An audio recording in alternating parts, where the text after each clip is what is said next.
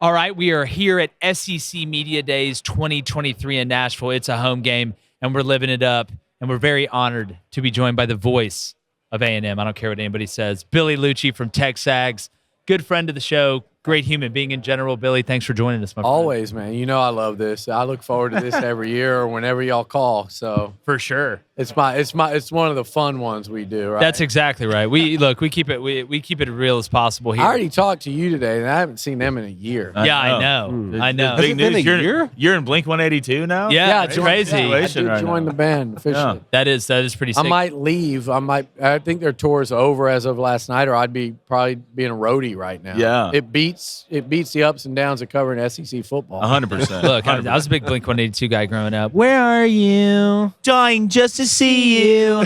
I want to start, Billy. I want to start. Thank you. I appreciate that. I want to start with the guy to my left. He keeps trashing Texas A&M. That's he what just you can't said. stop it. Not true. Billy, he can't stop Not it. true. And look, I'm Not not true. I'm not a trends guy. Look at the show this morning. The dude can't help it. That's fine. I said nothing but facts. No, I'm not a trends guy. I think every year is different. I think we fall in the trap of, look, some things happen similarly over time, but every team is different. Every circumstance is different. Every year is different. What to you can make this year different for Yeah. Texas A&M? I think first and foremost, most people, the first thing you'd say is, "Oh, what impact is Bobby Petrino going to have on the offense?" I think I'm going to start though with experience. I think this was a football team that they had so many 18 and in some instances 17-year-olds playing in the defensive trenches last year in the SEC. I remember they beat Arkansas. Two of the kids came in to do NIL interviews the next week with me. They were both, I found out during the interviews, they were both 17. Yeah. They played against Arkansas, and they won. Arkansas had a bunch of fourth and fifth year guys, grown SEC men. A&M, not anywhere close to that in the trenches. You had three quarterbacks that played. The guy that finished was playing his first 4 games ever of college football. That was the case really across the board. True freshman receivers, true freshman tight end, defensive backs. So I think experience, number one. They played a ton. I think the second thing would be, you talk about different year, different season. Going into the offseason, beating LSU the way they did and ending on that note, it wasn't so much that, hey, we won our last game, therefore we'll be good the next year. But it was, and you and I talked about this, did we get away from how Texas A&M needs to win games? Yeah. Which is line up, run the football, take shots down the field off play action, and just play with a hard-nosed winner's mentality, what I call an SEC West mentality. That's, for some reason, they got away from that, like, roll-up-your-sleeves work ethic. So I think just from talking to players, this offseason has been night and day different from the last two in terms of participation, the voluntary stuff, the 7-on, the O-line, D-line working. And then just from talking to people inside the program, just the culture, the energy. I think they got rid of some of the guys they needed to get rid of. So much was made about that transfer portal. Yep. Yeah. A lot of guys that were in that portal were kicked off the team after what happened at South Carolina.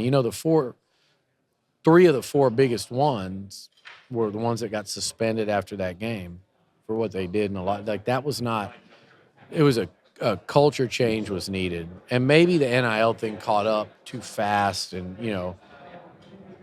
to me, I think the culture is number 2. And then the third thing is Petrino. I mean, let's be honest. I think the dude's a hell of a hire. And I think contrary to what the local and even to some degree the national college football media wants to say, Jimbo Fisher, and I hope it comes off today. I hope he can just make people understand what I know to be true. He did this. Anybody that tells you that A&M donors made him do that doesn't. They think they know and they don't. They had one jackass tell him that, and they think, well, that guy's a big donor and he said it, so it must be true. I've got the entirety on my speed dial. I know no one made him make that change. He did that because he knew that the offense needed some life injected. So we're hoping, in College Station that that's the case, because as you know, and as he's apparently been saying, but I know. Don't run from it now. Don't run from it because I know what he's doing. I know what he's doing. Thank you.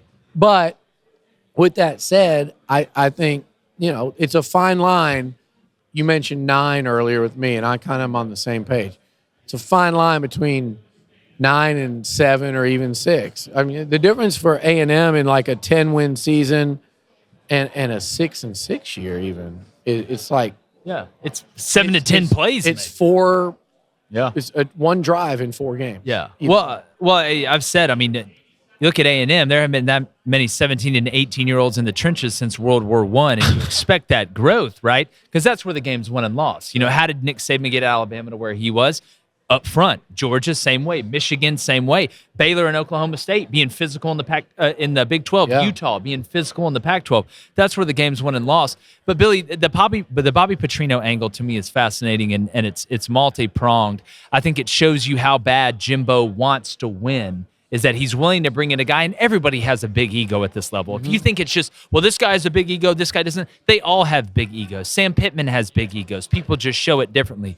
But what I like about the Petrino hire, because I think him and Garrett Riley were the 2 best offseason coordinator hires. I've continued to say that, and I think you're going to see the difference there, is what he does formationally, his quarterback development, and the way he calls plays to set up other plays down the line. I think you're going to get a really mixed bag. He'll pitch backwards in some games. He'll give you kind of peanut butter and jelly early in other games. When you look at this offense, do you think Connor Wegman, because I do, has the ability to blossom under Petrino with the weapons like Anais Smith, with Evan Stewart, with the Moose and the young core that they have outside?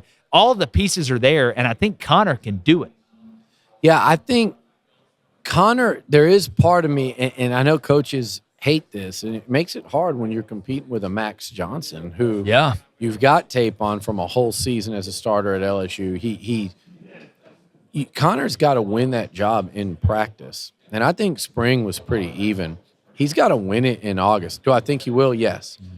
Do I think he's the future of the position at A&M? Yes. I think he has a chance to be. People forget Wigman's a 5-star number 2 dual threat in the country. He can run. Who can run, and people don't know that yet. But he's more of a I'm not saying he's Pat Mahomes, although the guy in his that's been coaching in that district in Greater Houston forever said that's the next best. He's the next coming. Really? He runs, guys, much better than he showed last year. Remember, when he was playing last year, he was the only scholarship quarterback left. So they told him not to run as much as he could. Connor is not a Johnny scrambler. He's not going to get you it generally by design, although they'll do some design runs. Connor just has a great feel of when the pressure's coming, and as a quarterback, you understand the importance of this, right? When the pressure's coming, just subtly take a couple steps, slide up, back, which way to go. But what he does is he escapes the pocket looking to throw. And he gets rid of it like that. And that's not coachable. That was from day one. That's the first thing that impressed him. But he'll take off like Mahomes when it's really there and when he has to. He's not going to do it 12, 15 times a game. He might do it 5 or 6 times a game, but he'll kill you on that. And if you go back and watch the LSU game, I think he had 2 or 3 of those where he's out running Harold Perkins for, the sticks on 3rd and 8, and that's where I think people underestimate what he can do. And it's a feel thing. It's an instinct thing. And I think he's got all those little intangibles. Yeah, so got to know when to say when. I want to talk about Jimbo Fisher for a minute. All right. Yeah. Hadn't had a 10-win season. Yeah. I think Texas A&M hadn't had a 10-win season at Sumlin. No. Wait. Can I say something? Go, of course. And you tell me if I'm wrong here. Please. The year they went 9-1, everybody's doing that and they're saying COVID. Then we're not counting Bama's national title. That's what I say every time. Let's take that away. I would love to take that away. I agree. 100%. But they were 9-1 that year, and here's the thing. They replaced on the schedule Fresno State at home and Colorado at home, and I think like Abilene Christian with Florida, who was top 5 when they came in here, and on the road in Knoxville. They weren't any good, but on the road in Knoxville versus Fresno State at home. Had they played that other schedule, they're 12-1. For sure. And so if you want to tell me they've only had one like noteworthy year so far under him, I would totally agree with you.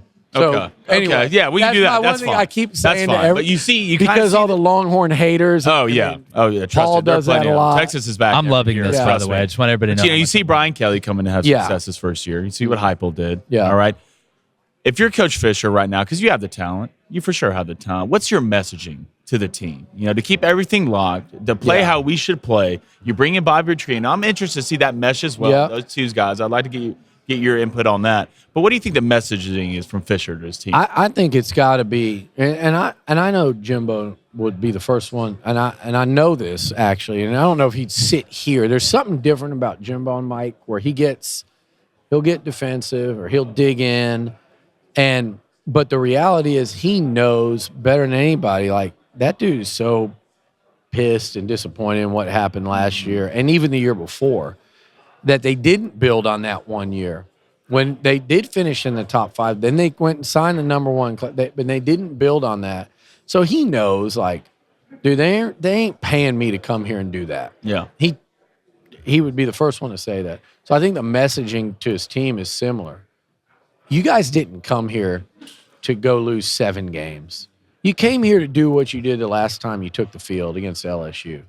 Like, we got more than enough talent here 100%. to win whatever. They'll say every game. I mean, they don't play Georgia. Bama's coming to Kyle Field. They beat Bama on the last play 2 years ago. They lost to them on the last play this year. So the common thread will be, well, Milroe played. Bryce Young didn't. Well, welcome to the SEC. Absolutely. Beat Arkansas. Who finishes the year with your quarterback? Yeah. So to me, like that would be my message. Like, you guys didn't come here and pass up everywhere you passed up. You came to A&M to win championships. That's why they hired me. If we're not doing that and we're not competing for that, then we're not doing what we should do. And so we need to remember what happened the last time y'all took the field, but also remember what happened against App State. Remember what happened at South Carolina when you just said, here are 17 points to start the game. Now let us try to come back.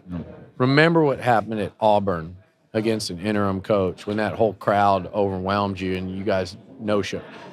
Don't forget that, but also remember what happened last time you took the field. We can beat freaking anybody. And that would be my message. I love it. I'm gassed up. Shocked to be a coach. Yes, I'm gassed up right now. Screw Bobby Petrino. Billy Liucci. But I'm also jacked and tan about the greatest meat company ever of all time. That is Good Ranchers. And guess what? Last night, we threw some more steaks on the grill, those ribeyes. Mama T's in town, my mother-in-law. We absolutely diced one up. I got some coffee rub and put it all over it. It was absolutely fantastic. Very underrated. But we love anything made with top-of-the-line quality. That's how we do things here at Crane & Company. That's how we roll, okay? And for meat, that's Good Ranchers. You don't have to be a scientist to figure that out. All right, the only thing missing is a pork box. Well, if you ask for it, they deliver, because that's what they do. Good Ranchers has just lost their prime pork. I didn't even know about this. I'm just finding out about this in real time. Me and Reed were talking about this the other day. 100% American pork that is steakhouse quality. The new pork box comes with bone-in and boneless pork chops. Yes! I told you, boys. Sausage. Listen to this. Look, what time is it? It's 6:55, and I'd love to throw some on the grill right now. I feel like an LSU fan. Bone-in and boneless pork chops, sausage, smoked brats, and more. Plus, right now, you'll get $30 off with our code BOOSTER at goodranchers.com. Just for a second, talk about it. Look, last time we talked to the Good Ranchers guys, he told us, hey, we're getting into the pork game. Oh. It's not going to be that much longer, and here it is. There you go. And my Butcher's bundle got delivered this past weekend, and the folks just happened to be at the house. I'm glad they got to see Doesn't that make you feel great as a man, as a provider? Yeah, and then mom was like, oh, yeah, I need to re-up my subscription. I'm like, yeah, you do. That's a good reminder. Well, me and Reed been watching 1883, and all they complain about is not having food. So every time Good Ranchers shows up at the doorstep, I just look at Reed and walk outside and just look around and look up at the sky. Look what I did. Yeah, look what I brought home. Meat. I killed this. Good Ranchers taking over the game. Taking over the game. So, what are you waiting for? Enjoy real meat and real service today with Good Ranchers. Visit goodranchers.com, okay? Helps us out too. And use our code BOOSTER, that's BOOSTER, for $30 off any box. That's promo code BOOSTER at goodranchers.com. Goodranchers.com, American meat delivered. It's delicious. You're welcome. You know what I want to ask? I want to ask him a question.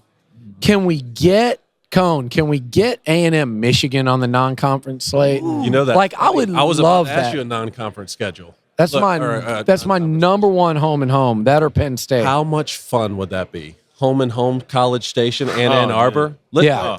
Can you and I pull some strings? And when I say that, I mean you pull some strings. It'd be They don't amazing. listen to me anymore. A&M played Michigan in a 95 Alamo Bowl. And I actually had a conversation years later with none other than Tom Brady about it. He was redshirting. It was Brian Greasy. Charles Woodson won the Heisman. He got knocked out of the game early he was tackling, hurt his shoulder. Biaka Batuka was the tailback. Michigan had Toomer at receiver, Mercury Hayes. The Aggies had the prime-time wrecking crew. Why does that just feel right, though? They Why had does A&M Dante Michigan- Hall, Oh, Dat Win, a bunch of names you guys would Who still won that remember. one? A&M, close game. It was a good game. Congrats. Yeah. Half Remember it so Yeah, well. exactly. That preceded my fandom. But Brady was a red shirt. He named every guy on that A&M defense. He's like, you guys had that when you had Ray Mickens, Reggie Brown, and I'm like, dude, this Now, dude why am I was not red- Michigan has a little work to do in the non-conference schedule. It's something that we've been knocking them on Really? the last couple seasons. But with USC and UCLA both coming to the Big Ten, that's going to take care of that a little bit. And Notre Dame refuses to play us. That's always been one of the best non-conference games. Which brings me to my question for you. Week 2, September 9th, Texas A&M Jimbo and the boys go to Dade County to play Miami. Yeah. How much improved is Mario Cristobal going to have Miami in year 2? And are Texas A&M fans actually excited for that type of litmus test early in the season? Yeah, they are. There's a lot of excitement about that game. And honestly, there's an expectation in the fan base that we need to win that game. And I agree. Like, Cristobal's going to – I know – I've actually known Shannon Dawson for a long time through the Holgerson tree, really the Sumlin and Holgerson tree there. He'd been at U of H forever and West Virginia with him. If he can spark something and find, the quarterback in Van Dyke that he was supposed to be, that's a dangerous early game. But A&M in year 6, with the players they have, should go on the road and beat a Miami team, unless that's a Miami team that's somehow playing in a New Year's 6. And then even then, though, I'd say it should be a coin flip. Yeah. They need to win that game, and they need to go take down Auburn at home in September in year 1 under Freeze. And then it's that Arkansas game. September is going to tell the tale. Yeah. I mean, yeah, can you lose one of those? Yeah, sure. If you can beat Bama the next week at home and you're 3-1 in those 4, then you're okay. But they really need to win September. Yeah. And if they do that, then they could be that team that breaks back through and you say, okay, 5-7 was the anomaly. It wasn't the signs that the decline has started and there's no recovering from it. If they go 3-0 in those games and you have 9 left, then you say, okay, they beat Arkansas, they beat Miami, they beat Auburn early. They should only get better. Yeah. So now what do you think about South Carolina and Mississippi State at home, Ole Miss on the road? Game. Now you start going, okay, those are definitely winnable with what they've already done. It changes the whole outlook of the season.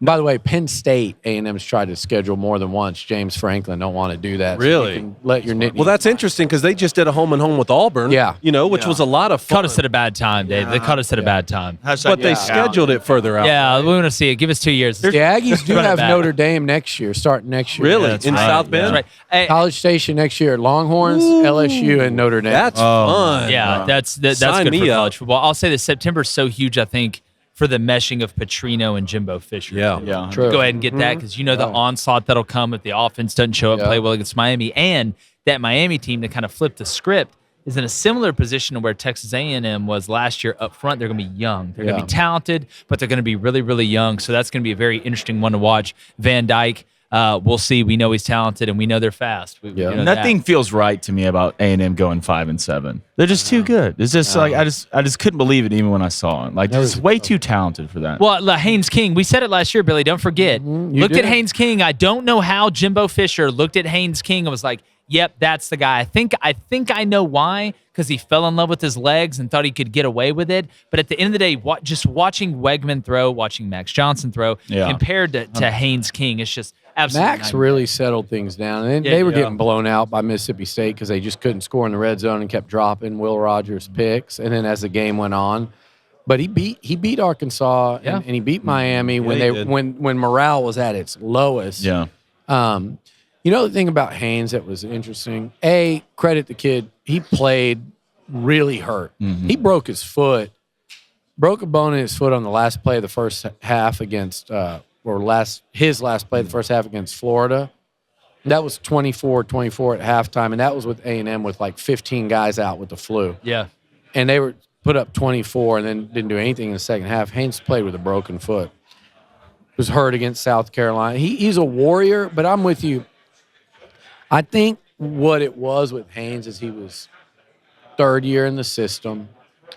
He had won the job once before, and as a head coach's son, he's the biggest yes sir, no sir, and so sharp mentally, and he understood. And I'm not saying it was the right decision. No, I know what you're saying. You said it early. I had to see it. I saw it after the fact. You go, Max was the guy that was most likely. He'd beat App State. Yep. And things feel a lot different.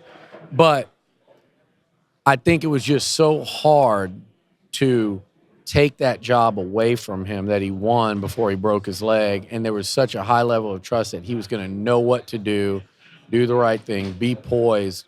And it just didn't turn out that way. Yeah. And the inaccuracy throwing the football and the inability to get rid of it quickly just ultimately, I think, burned him. And we'll see how it goes at Georgia Tech. I hope it works out for him. Yeah. I really hope so. Will the same quarterback start every game for A&M this season? I'll say if healthy, yes. Okay. I'll say if healthy, yes. Yep. The interesting one would be, ask me that question if Max Johnson starts the year. Mm-hmm. And then a switch. But I think so. I think the same guy will start. And I think it'll be Connor, and I believe it'll be Connor, but I think they've got a better second option than most teams in the SEC do. Sure. Everybody makes a big deal about, look at Ole Miss's court, look at LSU. But I mean, I'm like, Max Johnson, if he were to win a job and they win games with him, and think about the Petrino Max Johnson too. So I don't know, but I think Connor has star potential, and I think it's hard to pass on star potential. And it's a guy that he threw 8 touchdowns, no picks last year. Yeah. With everything else going on around him, it'll never be harder than it was last year. Yeah, 100%. 8 touchdowns, no picks. In his last game we saw him play, he was making huge throws in the fourth quarter to beat LSU. Yeah. That's the last we saw of him. Yeah. Well, I know the A&M fan base is fired up. We're always fired up to have you on, brother. Y'all do a great job over at TexAgs. Yeah. Everybody over there love chopping it up with you, man. We all appreciate the get them fired up. We can handle whatever they throw at us for what we say. Love it. Love it. Look, scared money don't make no money. Don't ever say what y'all do that's the best is y'all have fun, man. For sure. I love watching. Always, man. All right, guys. Appreciate it, Bill. Thanks so much. Absolutely. All right, check out Texas A&M. Check out TexAgs, Billy Liucci, David Nuno, the whole crew over there, and make sure you subscribe. Hey, YouTube. Thanks for checking us out. If you like the content, hit that subscribe button, share the show, hit that like button, and turn that notification bell on. We really appreciate it.